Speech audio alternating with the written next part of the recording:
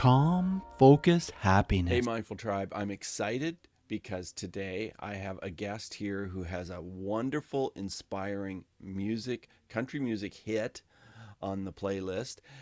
But she's done so much more, so many other things. She's opened for a lot of great musicians, including Clint Black, Trace Atkins, Charlie Daniels. She's written a couple of books, which are fantastic. She's inspiring to so many people. Her career has included 20 years in sales team coaching, and she's just done really incredible things. And so I'm really excited to talk with her today. I'm here today with Amy Scruggs. Amy, are you in mindfulness mode today?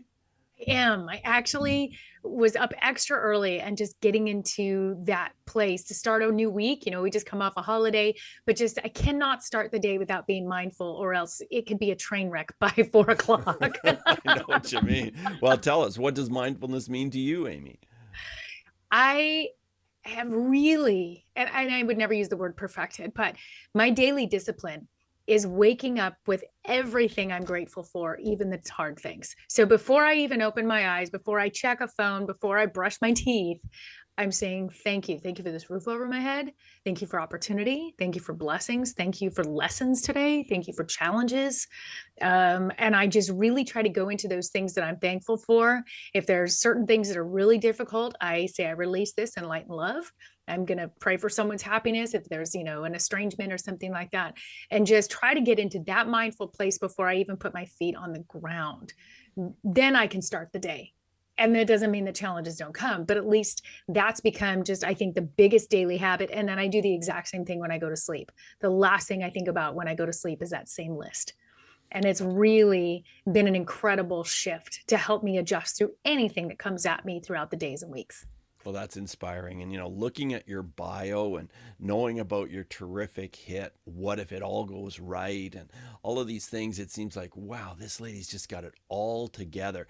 You've had your share of challenges, though, haven't you? And you were a single mom. Tell us about that journey. I was a single mom for a lot of years. And I love that you brought up the title of the song, What If It All Goes Right? Because it found me, and I know it found me. And I joke that it's the anthem to go against the naysayers throughout the years. It said, how are you going to do that? And what about this? And what if this fails? And what are you going to do? And your life has been a series of just a train wreck, and all of because some of the negative and, well-meaning people that maybe don't have the same mindfulness habits that come at us with their stuff.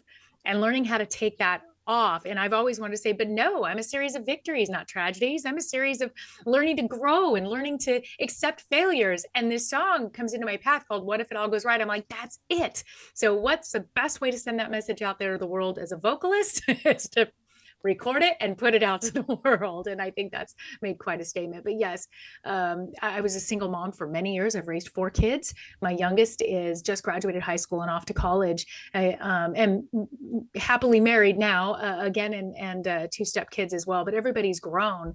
But with that was just tremendous situations and challenges. I had my first son at 18. So there's the first moment of what are you going to do with your life, and being faced with, okay, how do we create something out of this? And I feel like he and I, we raised each other. I mean, there's definitely, my oldest son is Ryan, he's 31 now. And there was so much growth that needed to take place through that. But that same young man ended up becoming my lead guitar player and touring with me by the time he was 18. Wow. And serving the military and veteran community with me, and has been on some of the greatest stages and with some of the biggest artists in country music with me as mother and son. And so there was a purpose and a calling on his life, and staying mindful to realizing this wasn't about my journey then, but also about his, and watching that expand over all those years was really something. I started in the mortgage and real estate industry in 2000. And that was, I had mouths to feed. I had just become a single mother and needed to step into a career. And I was so grateful to have met an amazing woman that took a chance on me without the experience or resume that would have allowed me to get the job that I did. She took a chance on me. And so it's interesting. My success at that time wasn't because I was trying to succeed for me. I was so grateful that somebody took a chance on me. I was succeeding for her at first. Like, I just didn't want to let her down. And I ended up becoming the #1 sales rep in the country with the company within 6 months, because I was so worried about letting her down. Someone that picked me up and said, I'm going to take a chance on you. I will teach you. I will groom you. And that really started my career in being around professionals, business professionals. It was a big time in the early 2000s in the mortgage world. And I was working for a bank on the wholesale side. And I learned very quickly that effective communication, being comfortable in front of people and being able to present, was also going to be a key to success for me, which is another one of those tools in the tool belt that I still use to this day, and walked through that journey and loved my career at the time. And then we know what happened to the real estate and mortgage world in 2007. Yes. So that security, that's what and I was always singing and performing. I was in cover bands and performing at concerts in the park and community events and just having a blast, kids in tow. I was doing both. I had a chance to go to Nashville and start recording in 2004 because I was able to do both. But in 2007, that shift happened big time. And again, there's that mindfulness to say, do I bury my head in the sand? Is this where my story stops? Or do I take the skills, the tools, the same tools that it took me to start in the industry in mortgage and say, I can succeed? And I needed to do it again. Well, what talents do I have? What skills do I have? And when you look in a toolbox and you realize that most of them are missing, but you've got like a hammer, a screwdriver, and maybe a wrench to deal with, you make something out of it.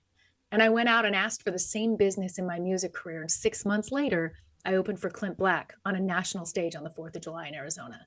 Wow. And I knew that was going to be the next launch pad. So it was just that resilience almost of saying, why not? I'm going to go ask for the business. What if they say no? I don't care. But the not trying is not an answer.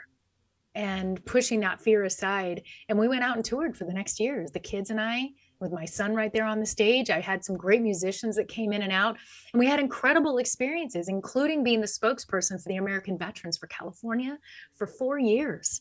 That was amazing, life-changing work. Again, those tools in the tool belt that just came together, and had some tragedies happen in 2011. Our bass player died suddenly.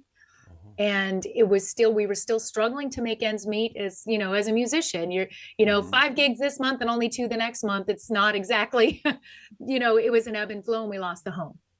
So in 2011, there was that next level of shifting where I had to start over again.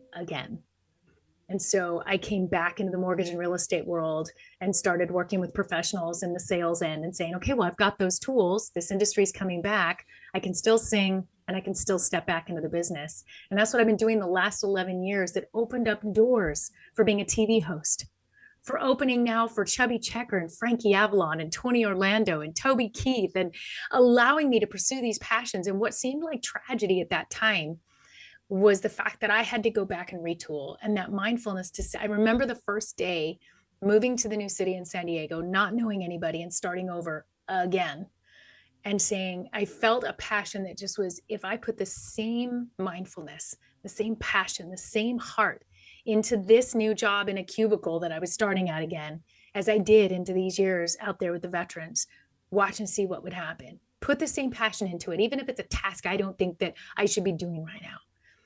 Put the same passion in and see what happens. And here I am 11 years later, after hosting a national television show, new music out, the book, Lights, Camera, Action, and just blown away. And I believe if I'd stayed bitter, if I'd stayed angry or scared or a victim, that these opportunities wouldn't have come about. So I know that was lengthy, but I wanted to kind of put that foundation there for us to have a really great discussion on some of these key turning points and being mindful and maybe helping encourage others that might be in the same position to not give up. Right, for sure. Well, you've really done so many things. And I was just going to bring up your book, which is called Lights, Camera, Action. Well, what brought you to that place where you're like, hey, I'm at the place where I'm going to write this book? Well, the same one that it did for a lot of people, a pandemic. Yeah. Okay. I could no longer be in front of people or in the studio. And I had interviewed hundreds and hundreds of professionals, being a part of the TV show for those years. And I have ADHD, so sitting down was not a choice. And I said, you know what a great time for me to put this book together. And it's not just me sharing a bunch of stuff. It's actually the stories of the professionals that I had the privilege of working with these last years. It's others' success stories, plus my tips and tricks and how to do certain things. And I reached out to some key influential people in my life that mean a lot to me. Said, hey, would you contribute in this? I have a legendary championship NFL coach who said, yes, I'd be happy to give my input on why watching the tape and reviewing the tape is so important to creating champions and winning the game. And watching the tape is a part of learning how to be your best self on camera and how you deliver your message. And I had Julianne Ford. Oh, she is just a doll. She is President Ford's daughter-in-law. Her husband is Jack Ford.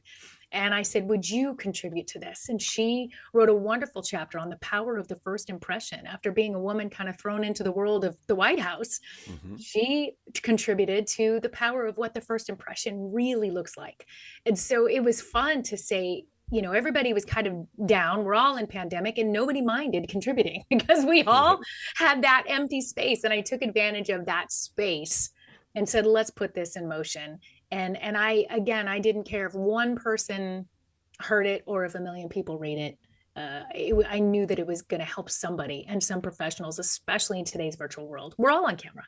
Yeah, for sure. Everything we do now is on camera. So this is for everyone, with some fun stories of professionals from all walks of life that have learned to grow in that skill set. So that's how the book came together. You published the book in fall of 2021, and it was published with Morgan James Publishing. Was it difficult to find a publisher?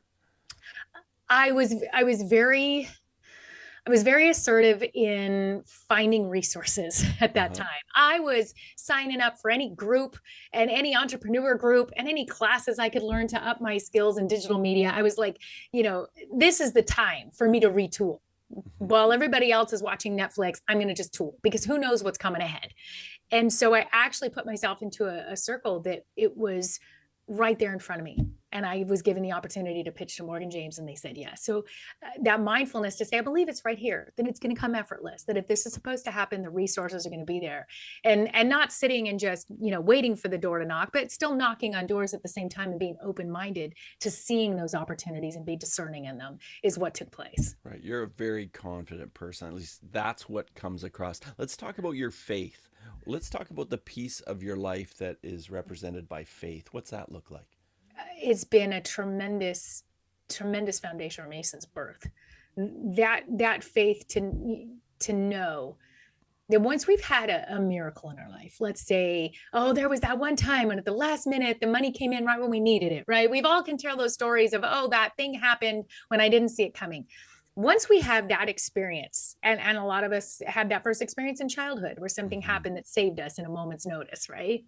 Once we've had that, what I call miracle, I feel like I'm without excuse to believing that it can't happen again. Well, it's happened before. So I can sit here where something may look hopeless, and I have the faith to know, no, if I'm mindful, if I'm open, if I'm asking, if it's no, it's probably for my best interest. And if it's yes, it's because I was open to receiving it. And I do believe that God has really led this whole journey, that even the tough stuff was going to help somebody someday, was toughening me up, was tooling me up. So my faith is there in the darkest, most painful moments. Even losing the home, that was probably the toughest thing. One of the toughest things I've been through was losing our family home, because it really split the kids and I up. My boys had to go one direction. My daughter was young. She had to stay with me.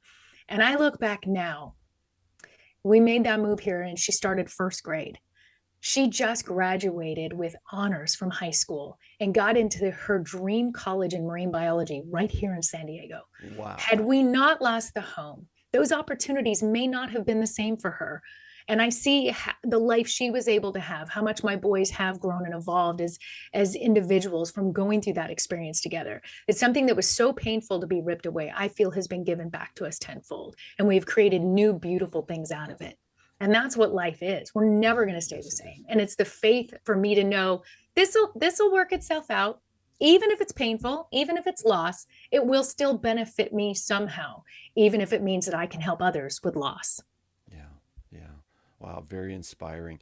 I want to ask you a question about bullying. I've worked in bullying prevention for quite some time, and I just always ask a question about, whether there was a story that you could share with us where mindfulness would have made a difference. I was bullied a lot as a kid. Oh, were you? A lot. I was chased home, spit on, teased. There was a lot of bullying as a young child. And I think mindfulness, had I been taught my core that this wasn't about me, but it was about them, it was something broken in them, maybe something going on in their home. I think if I had understood the bigger picture, to forgive and let that go, to not just see them as bullies, but see them as individuals that just had brokenness they weren't dealing with, even as children, then I could have not attached those to myself for so many years. I had such insecurity. It was difficult. I mean, even in high school, I was the choir geek. I was the one that was, bad hair and braces and the choir geek. And my brother was captain of the football team. He was a senior. I was a freshman. So there you go. Story is set. No need to say anymore. And I remember his friends even picking on me or throwing footballs at my head in class. And, I didn't understand then the dynamic. Mindfulness could have helped me say, just let it go. Let them go and find their own journey. It'll catch up with them. You just stay true to you and evolve. And it's what I see so many young adults now and junior high and high schoolers and going through such a different world than what we did back then in the 80s. I can't even imagine going through what they go through now, because there's the internet, there's Instagram, there's everything else to cause that bullying. And I just want to hug them and say, it's okay. These are others projecting their own stuff. Everybody has their own brokenness and they're dealing with it in a different way. Yeah. And if I can just release and let it go, then I'm a stronger individual. I can reclaim those truths. What are the truths? And then stand on those. Amy, do you meditate? Yes, every day. Every day. Tell us what that looks like. How long? What's it like? It varies based on, I do have a big family and a big life. So sometimes not as long as I would like. I can imagine. You can't always predict the interruptions, especially when everybody's all in one house. But I even have a special place that I go to that's a separate spot. And sometimes I'll only read maybe a paragraph of a book first and just kind of go through that and then just meditate on that. Sometimes I just need to sit in the quiet. I have to calm my own head and say, stop coming up with words in your head, sit still. And I'm still learning how to go in deeper of it. But then I've started becoming very strategic and specific with it, of actual specific things, and not in ways of like, I want $10,000 today, but help me to walk in that abundance. Help me to receive so that I can give. Help me to completely have a daily pursuit of my passion and potential. And I think my meditating is continually asking for that I enjoy this pursuit of my passion and potential and watch and see what happens. And so I just sit in calmness of that and receive that and kind of clear out the noise so that I can then start the day. So usually anywhere from 10 to 30 minutes, depending on what kind of time I have. Amy, I want to go back to the time when you were the TV host for the American Dream TV on CNBC. What was that like? Tell us about some of the highlights. My favorite thing, and it evolved. It didn't start off on CNBC. The show started growing each city, and it would be on ABC in this city and NBC in this one. And it was interesting. I kind of grew with the show as it was really launching.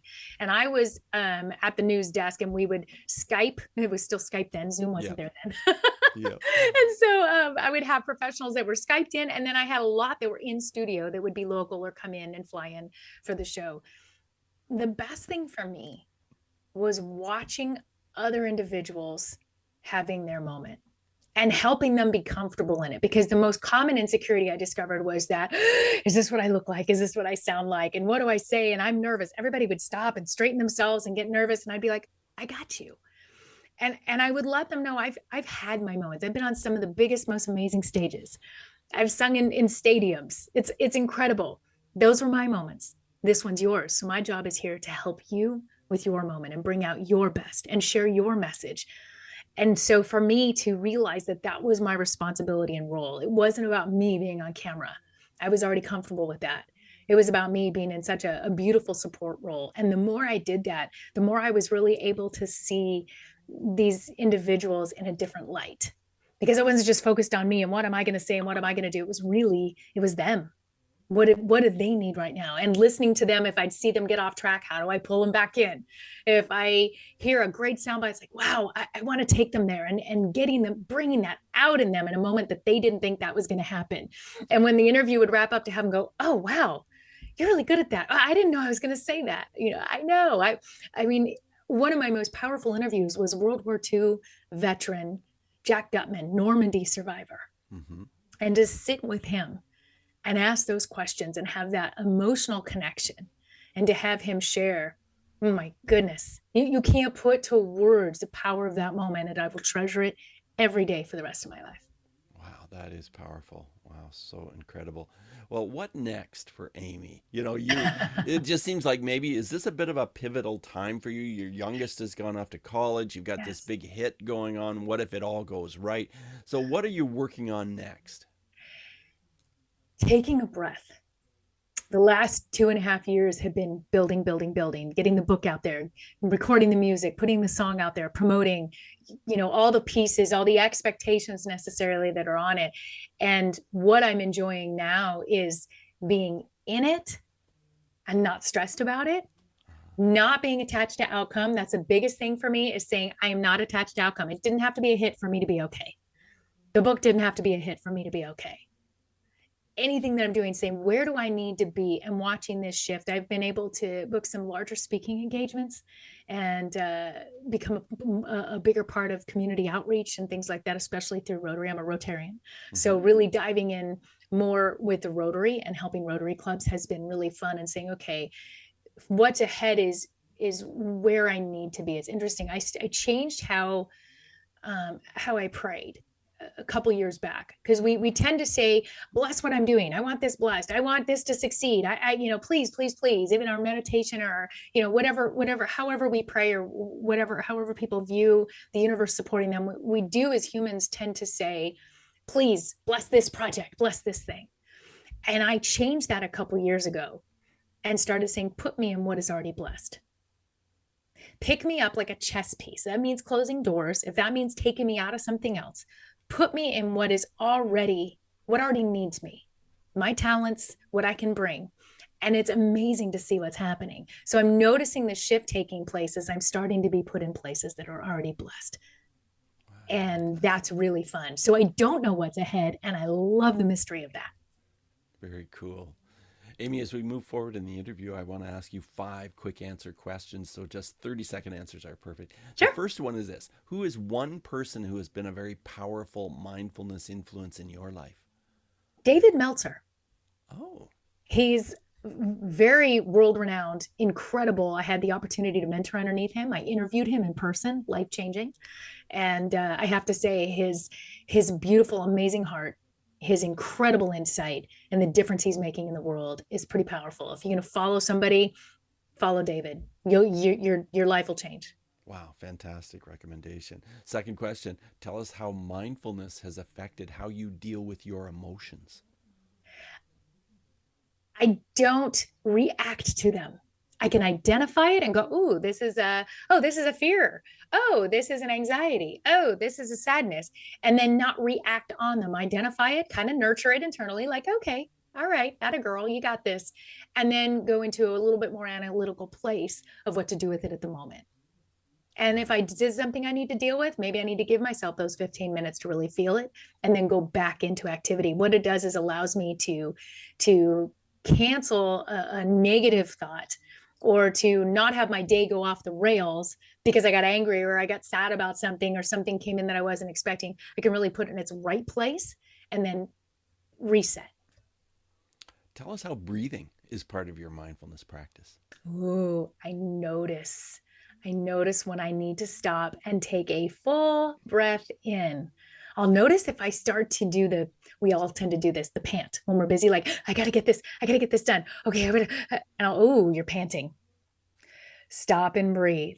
Let your brain, let your body feel where it's all coming from in the body. Relax into this, then go into the activities. And the breathing, I notice, is a big, big deal. I'm looking forward to reading your book, Lights, Camera, Action. It sounds absolutely compelling. But what other books would you recommend that are related to mindfulness? Oh, you know what? I have a couple right here. The title of this, do not let it think, don't think the title. I was leery at first. It's called When Things Fall Apart by Pema Gordon. But it actually is all about mindfulness and really diving in to meditation and how to even, start really releasing things that are global, things that are right next to you. Really powerful, incredible read on that one. And my other favorite one is called Resilient: How to Grow an Unshakable Core of Calm, Strength, and Happiness by Rick Hansen. I have read this one multiple times and my notes are all over it, underlining, scribble. It is a go-to constantly that I go back to just for that touch up. Yeah. Isn't Rick Hansen amazing? Yes. Yeah, Yes. really is. Yes. Yeah. My last question is about an app. Are there any apps that you use or you recommend that are somehow related to mindfulness? That is one thing that I am missing. I don't tend to go to an app. I think because the nature of being in media or being on all the time, that going to the phone for something actually is counterintuitive for what I'm needing. So I choose to go to more of the books or music. So if there was an app, I would say, Spotify or Pandora, because then I can play the music that really puts me into a good place. Yeah. And when you go to Spotify, go to What If It All Goes Right? Because that's going to inspire you. I can tell you, Mindful Tribe, that song is very inspiring. And so as we wrap up the interview, Amy, I want to ask you if you have any final words of advice for maybe listeners who have had some struggles along the lines of some of the things you've described. What words of wisdom would you have for our listeners? I think the biggest lesson that I've learned is taking those limits off. There was those struggles that, by 40, if I wasn't here, then that's it. I'm going to quit. I'm a failure. I have an oldest son who's already like, but look where I'm only at 31. I thought I'd be. Take the limits off. We don't know what our story is supposed to be. And we tend to, as society, think that we have to fit in these boxes at certain ages. Enjoy the journey. You don't know what your story is going to be, and just keep walking through it. Keep shifting, keep adding those tools, keep adding to your story, and watch and see how abundant your life can be. Amy, it's been such a pleasure, such an honor to have you on the show. Thank you so much for being here and for what you are doing for the world. Thank you, Bruce. It was really an honor to be with you today. I truly, truly enjoyed it. Thank you. Thanks so much. All the best to you. Bye now. Hey, Mindful Tribe. Are you experiencing anxiety? Are you experiencing stress and tension and feeling as though, it's just difficult to move on? That describes the clients I work with. Clients who have had an awful lot of problem with anxiety and stress, and maybe some kind of habits that are holding them back. And through hypnosis, we get to the bottom of it. We get right in there and we talk about it. But with hypnosis, we get right into what is causing some of this in your subconscious mind, because your subconscious mind represents about 90 to 95% of your thoughts. And you don't even realize what those thoughts are much of the time.